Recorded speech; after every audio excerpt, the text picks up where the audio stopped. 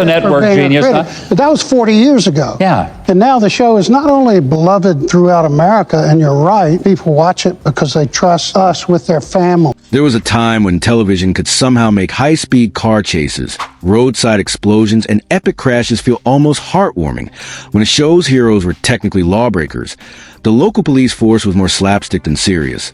And the main moral takeaway seemed to be drive faster. The Dukes of Hazzard was exactly that sort of delightful absurdity, a series that didn't just stretch plausibility. It hurled off a ramp made of hay bales, and somehow viewers loved every minute. It centered on cousins Bo and Luke Duke, portrayed by John Schneider and Tom Wopat, a pair of good old boys from rural Georgia, perpetually dodging the law despite no longer committing the crimes that originally got them into trouble. Living under the same roof as their wise and moral Uncle Jesse and their beautiful cousin Daisy, whose wardrobe was a public safety hazard in itself. They tore around Hazzard County in the General Lee, an orange 1969 Dodge Charger with a horn that played Dixie. The show wasn't highbrow drama. It was freeze-frame endings, improbable flying stunts, and more denim per square inch than most fabric stores.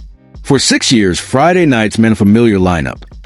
The General Lee vaulting over obstacles, Daisy's legendary short shorts, Bo and Luke sliding through car windows instead of opening doors, the bumbling Sheriff Roscoe P., Coltrane who couldn't catch a cold, and the scheming boss Hogg, who sweated through his pristine three-piece suit while running every crooked deal within 5 miles.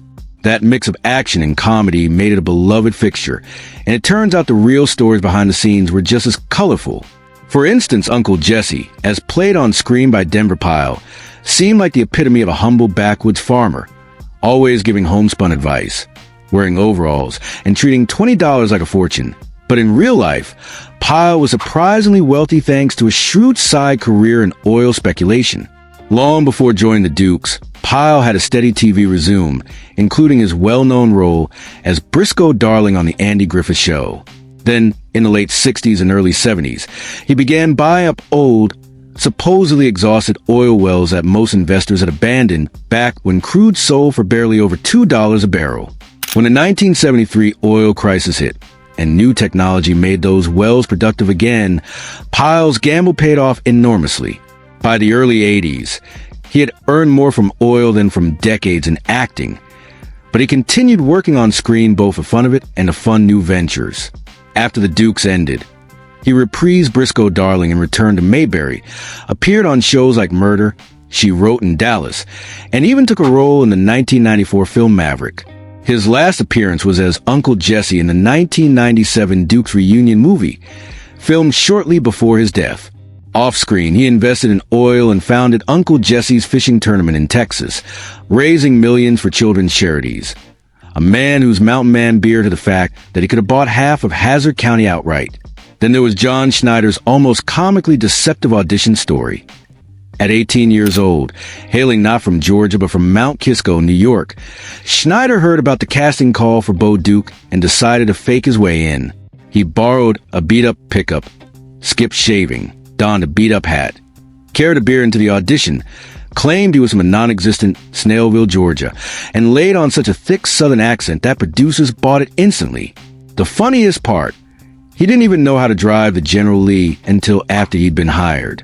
The show itself began filming in actual Georgia in late 1978, with the first 5 episodes shot in small towns like Conyers, Covington, and Social Circle, which lent a grittier, more authentic tone before production moved to California's Warner Brothers lot and Disney's Golden Oak Ranch after the network realized it had a hit. The Boar's Nest Bar from those early episodes still stands in Covington, though today it's a church, a transformation ripe for sermons about redemption. On screen, the General Lee's welded-shut doors were explained as a stock car safety feature, but in reality, only a few of the hundreds of Chargers used were actually sealed. Most kept functional doors for the crew's convenience, though the actors stuck to window entries for style. A rare blooper in Season 2 shows Luke closing a door, a near-mythical sight to fans. The crashes were costly and dangerous. Stunt drivers suffered injuries, jumps went wrong, and tragically, in 1980, a camera assistant named Rodney Mitchell was killed when a truck slid in mud. Despite the risks, the car became so beloved it actually got more fan mail than the human cast. Tens of thousands of letters a month, more than half addressed to the General Lee. Over 300 Chargers were destroyed during filming, and today only around 17 to 20 authentic screen-used cars survive, each worth upwards of $250,000, with replicas fetching six figures. The cast included its own share of hidden brilliance. Sorrel Book, who played Boss Hogg, was a Yale-trained actor, a Korean War counterintelligence officer, and a polyglot fluent in 6 languages, plus conversational in several more. He padded his frame for the role and based Hogg's voice on real-life Southern senators. Before the Dukes, he had worked on Broadway, earned an Emmy nomination, and appeared in MASH ** and Columbo. Afterward, he became a prolific voice actor. The show's origins trace back to a 1975 film, Moonrunners, also created by G.Y. Waldron, about 2 cousins running moonshine for their Uncle Jesse.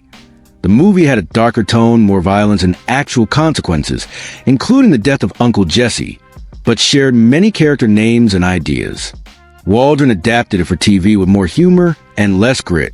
The theme song, Good O.L. Boys, written and performed by Waylon Jennings, topped the country charts in 1980 and remains one of TV's most recognizable themes, covered by artists from Shooter Jennings to Alvin and the Chipmunks. When a 2005 film reboot came along, the original cast refused cameo roles. Schneider, Wopat, and Catherine Bach found the script distasteful, and Ben Cooter Jones publicly boycotted it.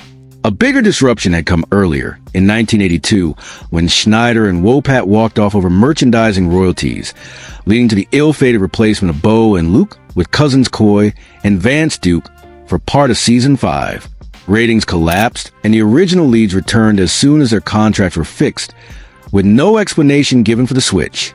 There was even a short-lived Saturday morning cartoon, The Dukes, in which the family raced around the world against Boss Hogg and Roscoe, complete with Uncle Jesse narrating letters to his pet raccoon.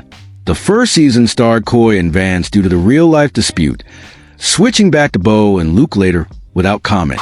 Animation studio Hanna-Barbera reused backgrounds and sound effects from other shows, giving it a familiar Scooby-Doo vibe. The show's iconic 2-wheel driving stunts came courtesy of Buzz Bundy, a ski car expert who could only lift the driver's side car, so scripts were tailored around his skill. Bundy performed for many other productions, and his practical, rig-free stunts stood in stark contrast to later CGI. Finally, fans had a nostalgia surprise in 2006, when Schneider and Wopat reunited in an episode of Smallville as characters who share scenes alongside a Charger, a sly wink to their Duke's past. Altogether, the behind-the-scenes tales, from oil fortunes to stunt injuries, fake Southern origins to animated raccoons, prove that the Dukes of Hazzard was just as unpredictable and eccentric in real life as the fictional Hazzard County portrayed, a chaotic blend of skill, accident, humor, and sheer charm that keeps alive in pop culture memory decades later. What made the Dukes of Hazzard such an enduring piece of American TV history was a peculiar alchemy of its parts. Part stunt show, part rural comedy, part folktale about underdogs outsmarting the system, and the fact that so many of its wildest moments, both on and off screen, were the product of very real human quirks. Even the way Bo and Luke entered their car became a kind of ritual. Audiences took it for granted that they would slide to the windows of the General Lee, a stylistic flourish explained in universe as a nod to stock car tradition, but which in practice was mostly a calculated bit of visual branding. In truth, only a few of the hero cars had their doors welded shut. Most of the fleet, sometimes dozens on set at once, were kept fully functional so crew members, transport drivers, and mechanics could get in without pulling a hamstring. It was understood that the image of the Duke boys hopping into the window was untouchable. A single fleeting moment in Season 2's Days of Shine and Roses, in which Luke is seen shutting a door, has since become something of a cult Easter egg among devotees, akin to catching a magician palming a card. And of course, there were the stunts, the lifeblood of the series, equal parts daring and foolhardy in an era before digital effects could soften the danger.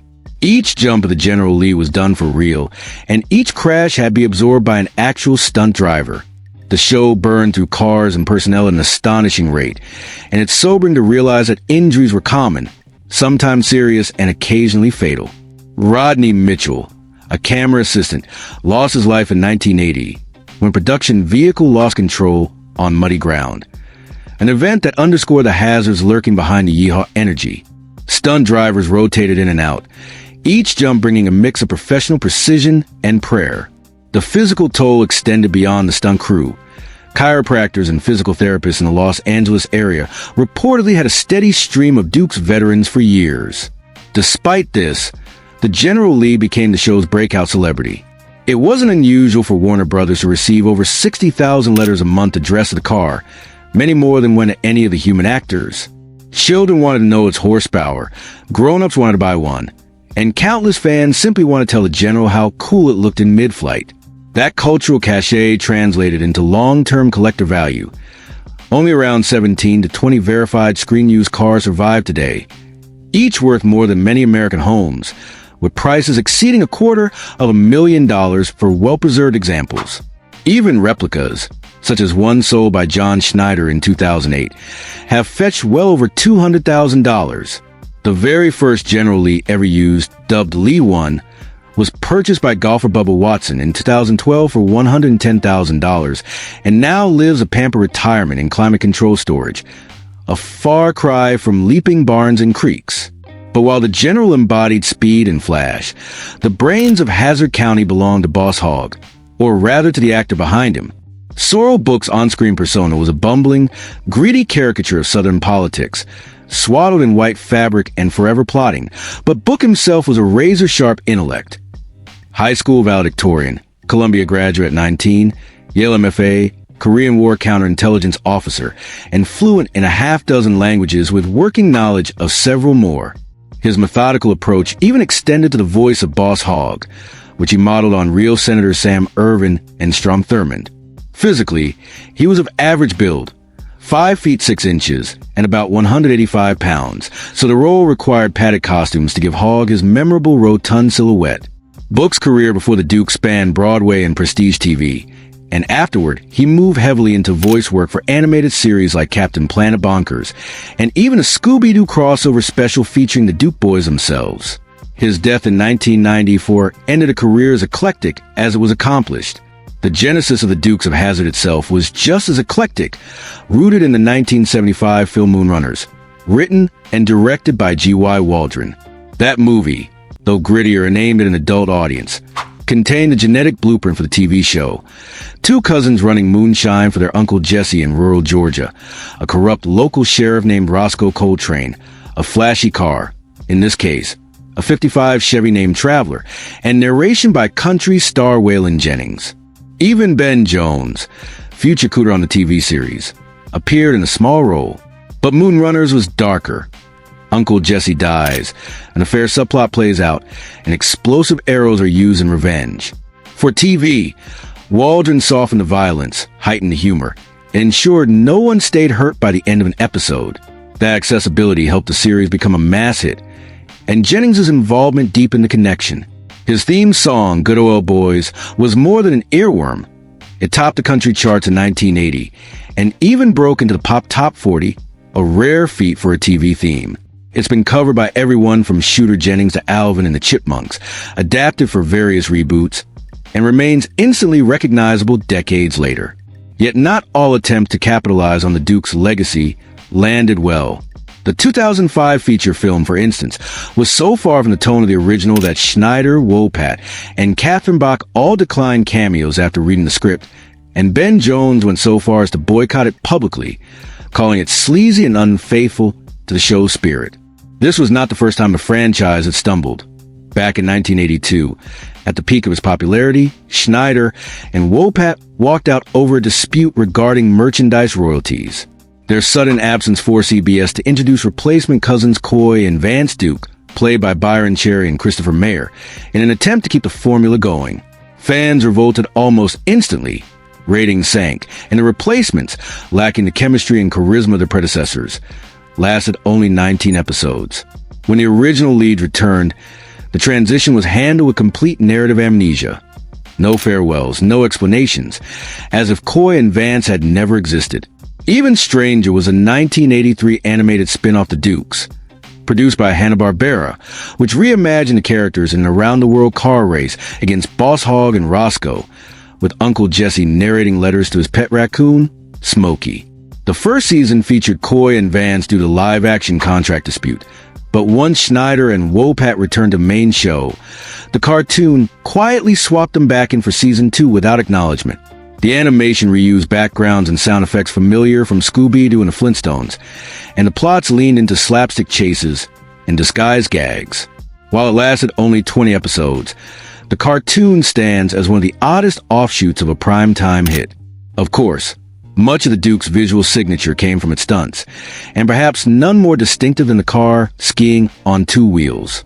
That move was a specialty of Buzz Bundy, a stunt driver so skilled at it that he was Hollywood's go-to for the maneuver. His particular quirk: he could only perform it with the driver's side up, the passenger side on the ground, something he likened to being right or left-handed, rather than hire someone else for the opposite tilt. Productions, including the Dukes, simply choreographed scenes around Bundy's limitation. He pulled off the same stunt on Knight Rider, the Fall Guy, and many films, always without the aid of modern rigs or safety wires. Bundy passed away in 2020, leaving behind a legacy embedded in countless childhood memories of improbable TV driving. Years after the Dukes had left the airwaves, fans were treated to a sly reunion. In 2006, Smallville aired an episode titled Exposed, featuring John Schneider, then playing Jonathan Kent, alongside guest star Tom Wopat as a Kansas senator named Jack Jennings, an homage to Waylon Jennings. The plot involved them teaming up, and a blue 1968 Dodge Charger made an appearance, winking at their shared history. For viewers in the know, it was a warm bit of metacasting that folded one pop culture icon into another. Looking back, the legacy of the Dukes of Hazzard is as much about these behind-the-scenes sagas as it is about what appeared on screen. A New York teenager's fake Southern drawl landing him a career-making role, an avuncular farmer character whose portrayal quietly made millions in oil, a children's cartoon inexplicably starring a raccoon, stunt specialists whose unique quirks shaped the visual style, and a car that could upstage its human co-stars in both fan devotion and market value. It was a show born from a grittier film, polished into network-friendly form, and sustained by a peculiar mix of slapstick law enforcement, rebellious charm, rural stereotypes, and genuine skill in physical stunt work. It wasn't high art, and it never pretended to be, but for 6 years it delivered exactly what it promised. Good old boys, never meaning no harm, straightening the curves, flattening the hills, and leaving behind a trail of dust, laughter, and stories that, decades later, still feel larger than life.